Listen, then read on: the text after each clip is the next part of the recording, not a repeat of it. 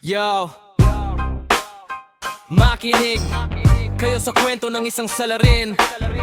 Ang baho ng sikreto, pilit nating bubuklatin. Jose, Maria ngalan, tago ang bawat galaw.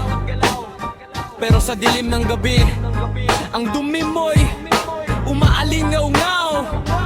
Tingnan nyo ang itsura, parang dinaanan ng sakuna, ang mukha ay pinipig. Katad na marka at kaba may piksa na nagmula sa loob ng iyong budhi. Bawat tingin sa'yo ng tao, puno ng pandidiri. Akala mo ay ligtas sa iyong mga balak, pero ang katotohanan, sa putikan ka na nakasadlak. Wala ka respeto, wala kang pinipiling oras. Ang dumi ng isipan mo, kailanman di mahuhugasan ng aga.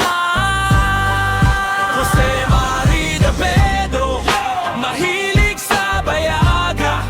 Pinipig ang mukha, mukhang may piksa, wag nang magpaliwanag. Mahilig sa bata, manyakis na halimaw.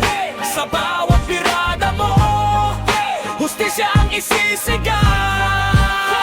Mapangakas ang kamay, utak ay laging madilim. Ang hilig mo sa bata, isang malaking pananim na puno ng kasalanan at hatid ay kapahamakan. Dapat sa'yo ay ikulong, itapon sa kawalan. Ang mukha mo pinipig, salamin ng iyong gawa. Bawat piksa sa balat, tanda ng iyong pagiging masama. Huwag kang lalapit, huwag kang magtatangkang manguto. Dahil ang tulad mo, Jose Mari, ay dapat sinusuko.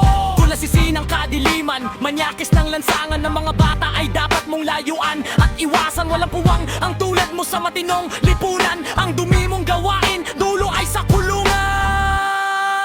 Jose Mari de Pedro, mahilig sa bayaga. Pinipig ang mukha, mukhang may piksa, wag nang magpaliwanag. Mahilig sa bata, manyakis na halimaw. Sa bawat pirada mo, hustisya ang isisigaw. Jose Mari, bantayan ang bawat galaw. Ang mukhang pinipig, hinding-hindi magliliwanag. Lumayo kayo sa kanya. Ang manyakis dapat nilalantad.